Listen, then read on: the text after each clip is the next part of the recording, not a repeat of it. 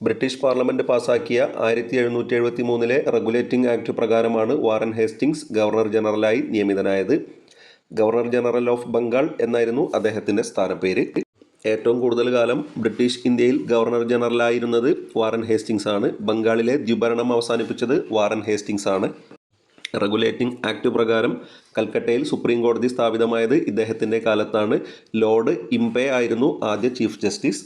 1781 പാസാക്കിയ ഒരു നിയമം ഗവർണർ ജനറലിൻ്റെയും കൽക്കട്ടയിലെ സുപ്രീം കോടതിയുടെയും അധികാരങ്ങൾ വ്യക്തമായി നിർവചിച്ചു. 1774 നടന്ന റോഹില്ല യുദ്ധത്തിലൂടെ ഔദിലെ നവാബ് റോഹിൽഖണ്ഡിനെ പിടിച്ചെടുത്തു. ഒന്നാം മറാത്ത യുദ്ധവും 1778 മുതൽ 82 വരെ. സാൽബായി ഉടമ്പടിയും വാറൻ ഹേസ്റ്റിംഗ്സിന്റെ കാലത്തായിരുന്നു. രണ്ടാം ആംഗ്ലോ മൈസൂർ യുദ്ധം നടന്നതും ടിപ്പു സുൽത്താനുമായി മംഗലാപുരം ഉടമ്പടി ഒപ്പുവെച്ചതും വാറൻ ഹേസ്റ്റിംഗ്സിന്റെ കാലഘട്ടത്തിലായിരുന്നു. വാറൻ ഹേസ്റ്റിംഗ്സ് മുൻകൈയെടുത്ത് royal Asiatic society of Bengal സ്ഥാപിച്ചു. റവന്യൂ ബോർഡ് രൂപവൽക്കരിച്ചതും ഈ സമയത്താണ്. കളക്ടറെയും റവന്യൂ ഉദ്യോഗസ്ഥരെയും വാറൻ ഹേസ്റ്റിംഗ്സ് നിയമിച്ചു. വില്യം ജോൺസ് ഏഷ്യാറ്റിക് സൊസൈറ്റി സ്ഥാപിച്ചത് വാറൻ ഹേസ്റ്റിംഗ്സിന്റെ കാലത്താണ്. വർഷം 1784.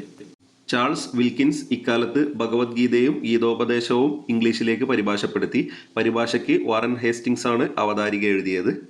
ബനാറസ് ഉടമ്പടി 1773, ഫൈസാബാദ് ഉടമ്പടി 1773, സൂറത്ത് ഉടമ്പടി 1775, പുരന്ദർ ഉടമ്പടി 1776 എന്നിവ ഒപ്പുവെച്ചത് വാറൻ ഹേസ്റ്റിംഗ്സിന്റെ കാലത്തായിരുന്നു.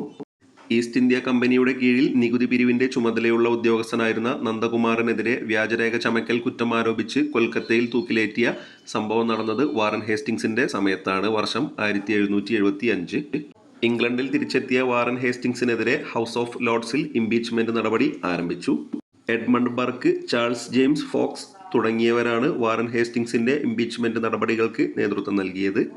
ഇംപീച്ച്മെന്റ് നേരിട്ട ഏക ഗവർണർ ജനറലാണ് വാറൻ ഹേസ്റ്റിംഗ്സ്. ഇന്ത്യയിൽ ഗവർണർ ജനറൽ സ്ഥാനം വഹിച്ച ബ്രിട്ടീഷ് ഭരണാധികാരികളിൽ ബഹുമതി പേരില്ലാത്ത ഏക വ്യക്തിയാണ് വാറൻ ഹേസ്റ്റിംഗ്സ്.